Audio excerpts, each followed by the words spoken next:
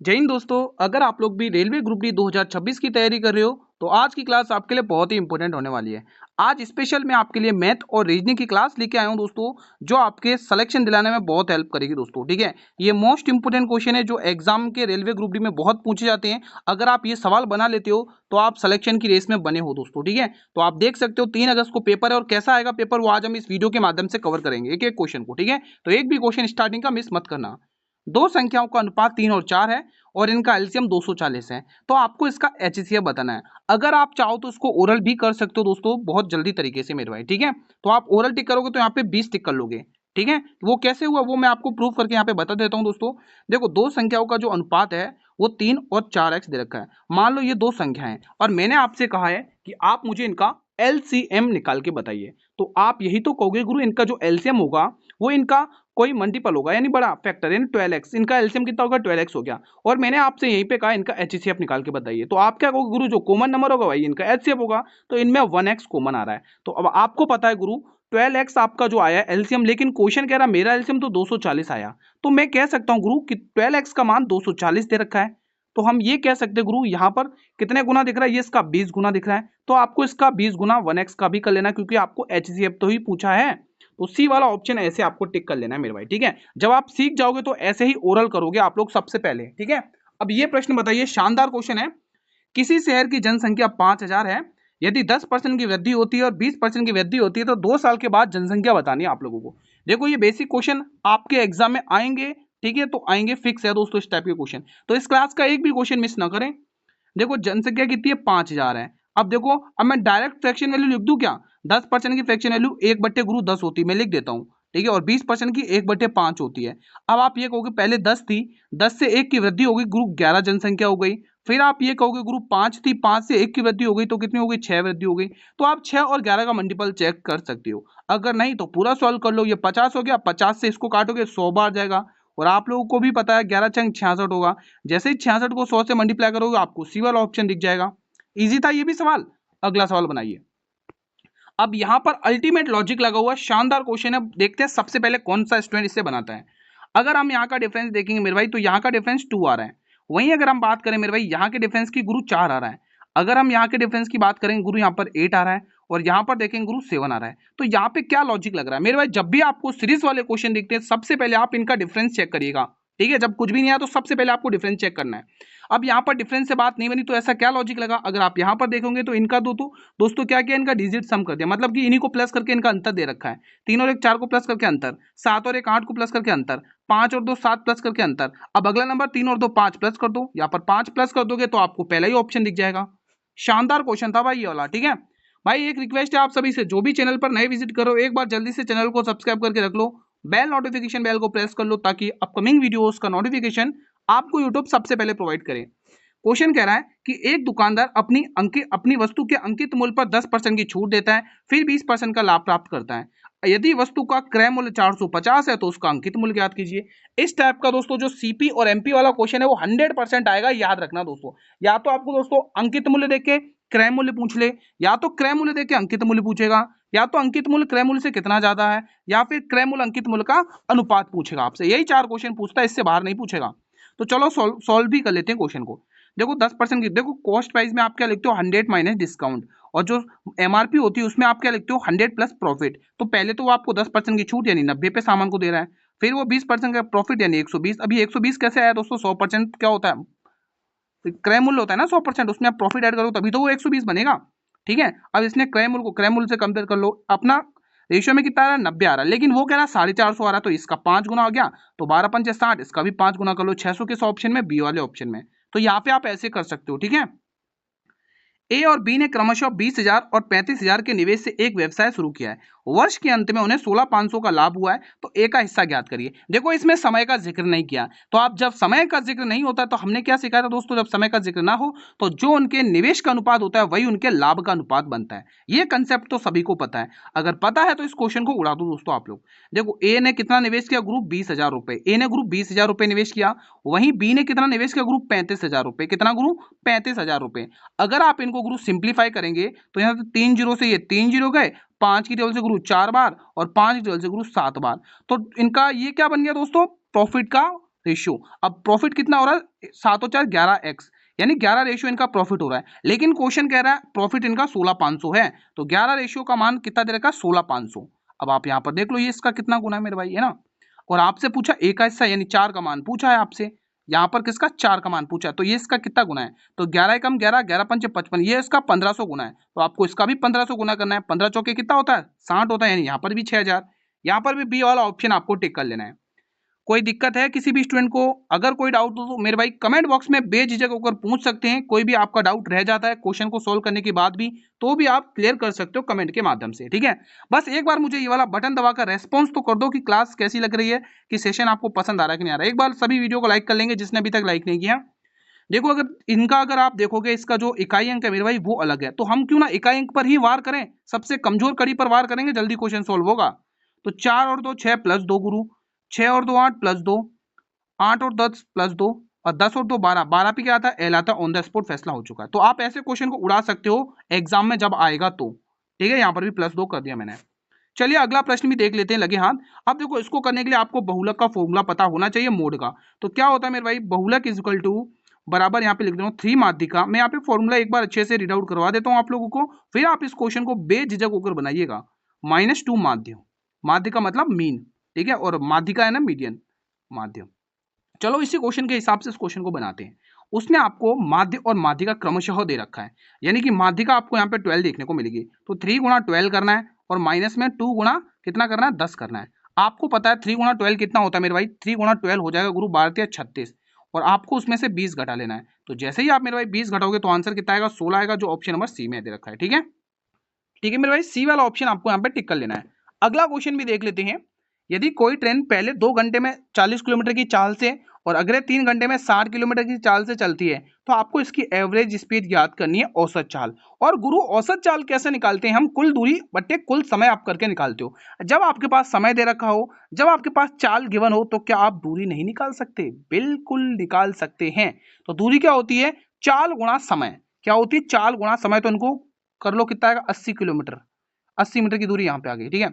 यहाँ पे देखो 3 घंटे और 60, तो दूरी क्या होती है, चाल गुणा समय, यहाँ पर भी, ठीक है। तो कितना हो जाएगा, 60 से 180, यहाँ पर 180 हो जाएगी, ठीक है। तो ये आपको दूरियां निकल के आ चुकी हैं, ठीक है। आपको पूछा औसत चाल, तो औसत चाल भी निकाल लो मेरे भाई। अब यहाँ पे अपना औसत चाल का फॉर्मूला क्या होता है, कुल दूरी, क्या लिखना, total distance upon total time, है ना, एवरेज स्पीड का ये फॉर्मूला है। कुल समय, आपको समय तो क्वेश्चन है गिवन दे रखा है, लेकिन कुल दूरी निकालनी थी, वो आपने निकाल दी। तो 180 में 20 प्लस कर लो, कितना होगा, 260, ये कुल दूरी। और टोटल समय कितना, देखो 2 घंटे यहाँ पे लगे, 3 घंटे यहाँ पे लगे, 5 आ चुका है। तो यहाँ से भाग करके देख लो दूरी बट्टे समय करके, तो 55 25 5 दूनी 50, यानी 52 किलोमीटर घंटे। Option number D will be the right answer. ये प्रश्न बनाइए। एक धनराशि साधारण ब्याज पर 3 सालों में 815, 4 सालों में 854 हो जाती है, तो धनराशि क्या है। इसमें आपको दर भी पूछेगा, दर निकलवा देता हूं मैं, कोई दिक्कत नहीं है, ध्यान से सुनना, ध्यान से देखना, स्किप मत करना। गुरु 4 साल में धनराशि 854 रुपए हो रही है। फिर गुरु ये 3 साल में हो गई थी 815 रुपए। हम तो साधारण ब्याज सॉल्व करें तो सालाना ब्याज निकाल दो, 1 साल का ब्याज यहाँ पे पता चल जाएगा।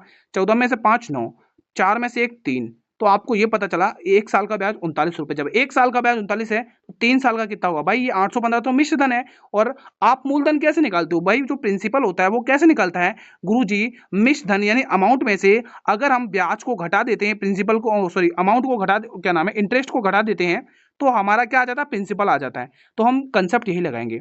तो जब 1 साल का ब्याज 39 रुपए, तो 3 साल का ब्याज कितना होगा, तो 3 को 39 से गुणा कर लो, 117। तो 3 साल का ब्याज गुरु 117 है। अगर मैं 815 में से 117 घटा लेता हूं, तो क्या मेरा मूलधन आ जाएगा, बिल्कुल आएगा। इकाई अंक 8 है, एक ही ऑप्शन में, ठीक है। कोई दिक्कत तो नहीं है, कोई दिक्कत तो आप बेझिझक होकर पूछ सकते हैं। ये आपका आ गया मूलधन, ठीक है मेरे भाई। अब आपको मैं ब्याज निकालना, दर निकालना सिखा रहा हूं। दर कैसे निकालोगे, दर प्रतिशत कैसे निकालते, सीख लो, एग्जाम में पूछेगा दर प्रतिशत। तो 1 साल का ब्याज, 1 साल का साधारण ब्याज, 1 साल का ब्याज यानी साधारण ब्याज अपॉन में मूलधन गुणा में 100। तो 1 साल का साधारण ब्याज अभी आपने जस्ट निकाला 39 रुपए, और मूलधन अभी आपने जस्ट निकाला कितना, 698, और आपको प्रतिशत में वैल्यू पूछ ली है ये। अब आप यहां से निकाल सकते हो मेरे भाई, ठीक है। तो आप यहाँ पे निकाल दोगे, ठीक है। तो ये आप यहाँ पे निकाल देना आंसर दोस्तों, ये कंसेप्ट रहेगा, आपको निकालना और मुझे कमेंट के माध्यम से बताना है। इसका आंसर टिक कर लिया ना हमने, ओके रिपोर्ट है।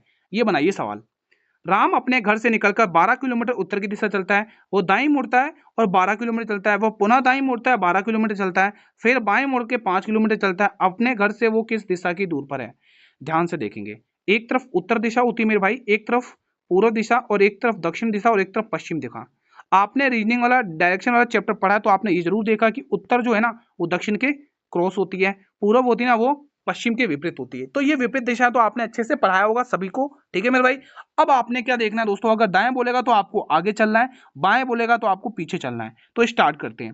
वो कह रहा है 12 किलोमीटर, वो भी उत्तर दिशा में, लिख दो 12 किलोमीटर उत्तर दिशा में। फिर वो कह रहा है दाईं मुड़ता, अब दाईं मुड़ना मैंने क्या बताया था, आगे चलना है, कितना 12 किलोमीटर चलता है। फिर वो वापस दाईं मुड़ता है, वापस 12 किलोमीटर चलता है। अब वो बाएं मुड़ रहा है, तो बाएं मुड़ रहा है तो पीछे आएगा 5 किलोमीटर यहाँ चलेगा।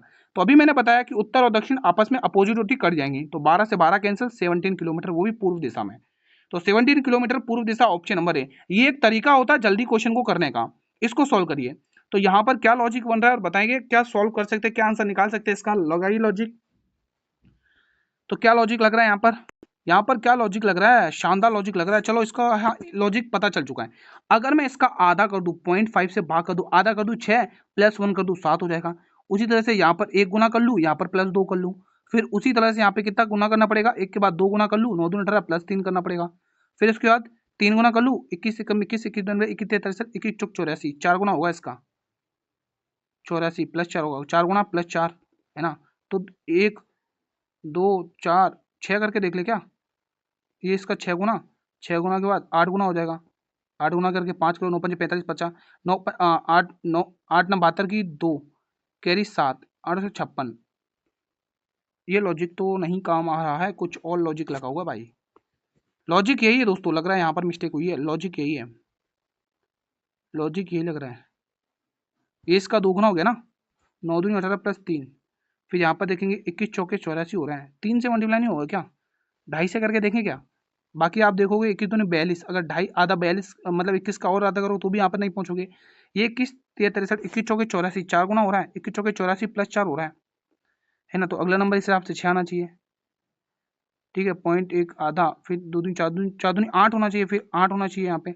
8 8 64 की 4 कैरी 6, ठीक है। 8 8 64, 64 और 6 70, 70 और यहाँ पर कितना प्लस करना है, 4 5 प्लस करके देखें तो 709। हाँ बिल्कुल बात बन रही है, बिल्कुल बात बन रही है। तो यहाँ पर दोस्तों 8 गुना करना पड़ेगा, इसका 8 गुना होगा गुरु, यहाँ पर प्लस 5, फिर 4 दूनी 8 8 दूनी 16, इसका 16 गुना करके आपको 6 प्लस कर लेना है, ठीक है।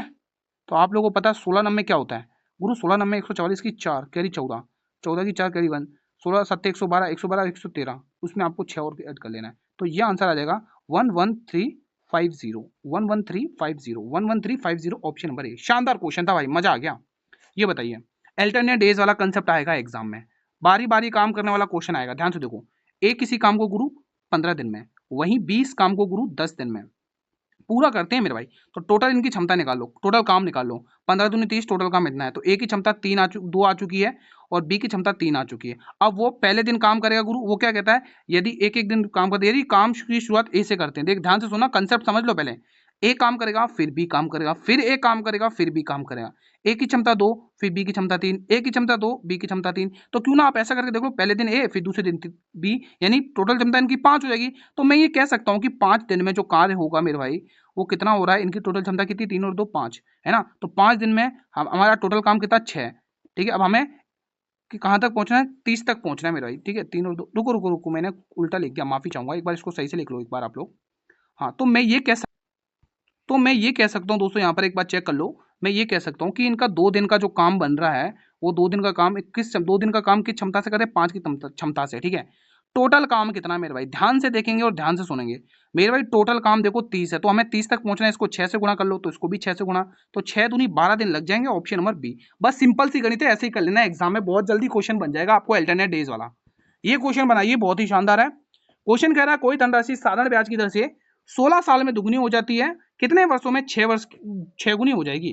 भाई ध्यान से सुनना, ये धनराशि 16 साल में कितनी, देखो 2 गुना बोलेगा तो 100% ब्याज लेना है, 3 गुना बोलेगा तो 300%, 4 गुना तो 300% ब्याज, 5 गुना तो 400% ब्याज, ठीक है। तो इसने बोला 2 गुना यानी 100% ब्याज। फिर बोल रहा है कितना, 6 गुना बनाना यानी 500% ब्याज, आपको कितने साल लगेंगे ये पूछा है। इसका कितना गुना ग्रुप, 5 गुना है, तो इसका भी 5 गुना ऑन द स्पॉट, ऐसे फैसला करना है। 80 16 85। अगला प्रश्न देख लो, दो संख्याओं का एचसीएफ 15 और 225 है, एक संख्या 45 है, दूसरी संख्या क्या है। तो आपने ये कंसेप्ट देखा है, दो संख्याओं का गुणनफल उनके लैसे और मैसे के गुणनफल के बराबर होता है। तो दो संख्या है, तो उसमें से एक संख्या दे रखी है, तो मान लो ए दे रखी है, ए आपको निकालना है, बी वाली मान लो 225 आ गई। अब उसने एलसीएम और एचसीएफ दे रखा है, मतलब एलसीएम कितना है गुरु 225 है, और एचसीएफ कितना है मेरे भाई 15 है। 225 से 225 कैंसिल, 225 से 225 कैंसिल, तो आंसर तो क्या बचेगा भाई, यही आ रहा है। रुको एक बार, दो संख्याओं का एलसीएम, एक संख्या, रुको रुको रुको, मैंने गलती कर दी, माफी चाहूंगा, यहाँ पर थोड़ा करेक्शन करेंगे। हाँ, यहाँ पर आपको एक संख्या उसने की थी 45 दे रखी है, सॉरी, यहाँ पर ये संख्या एक 45 है, ठीक है। आपको एक संख्या 225 दे रखी है एलसीएम की, और एचसीएफ आपको 15 दे रखा है। अब आप उसको सॉल्व कर लो, तो सॉल्व करेंगे तो यहाँ पे कुछ नतीजा क्या निकलता है, 15 की टेबल से गुरु 3 बार, और 3 की, तीनों 7 21, तीनों पंचे 15, 75 आ चुकी है दूसरी संख्या, ठीक है। ये सॉल्व करिए, ये बनाइए, शानदार सवाल है ये वाला। यदि उत्पाद को 20% लाभ पर बेचा जाता है, फिर 10% के लाभ पर आगे बेचा जाता है, तो उत्पाद का वास्तविक लागत मूल्य क्या होगा यदि अंतिम विक्रय मूल्य 660 है। लागत मूल्य पूछ लिया गुरु, लागत मूल्य हमें तो नहीं पता है, ठीक है, लेकिन हमें इतना पता है 20% के प्रॉफिट पर गया, 1/5 होती है 20 की, तो आप कहोगे 5 से वैल्यू 6 पर गई है, फिर 10% का लाभ 1/10, 10 से वैल्यू 11 पे गई, अंतिम विक्रय मूल्य कितना आया 660। तो आप यहाँ पे सॉल्व कर लो, 11 छंग 66, तो 66 की जगह से 10 बार, और 10 पंच से 50, और 50 गुना 10 कितना आप सभी को पता है, आप सभी को पता है, ठीक है। ये क्लास का अंतिम प्रश्न सॉल्व करते हैं। दुकानदार का अंकित मूल्य दे रखा 18,000 रुपए, ठीक है, इस पर दो क्रमिक छूट दी गई, यदि इसका जो विक्रय मूल्य 12,960 है, यदि 10% की छूट है तो, और दूसरी x% की छूट है तो उस x का मान ज्ञात करना। बहुत ही शानदार क्वेश्चन है, मजा आ जाएगा करने में। सॉल्व करते हैं, देखो ध्यान से। तो देखो उसने बोला है विक्रय मूल्य कितना दे रखा है, सॉरी अंकित मूल्य 18,000 रुपए, क्योंकि छूट तो हमेशा अंकित मूल्य पर दी जाती है। पहले 10% की छूट, यानी 1/10 होती है, 10 की वैल्यू 1 की छूट यानी 9 पर गया सामान। अब x% की उसने और छूट दी है, वो हमें नहीं पता, लेकिन उसने विक्रय मूल्य दे दिया 12,960, 12,960 उसने विक्रय मूल्य आपको दे दिया मेरे भाई, ठीक है।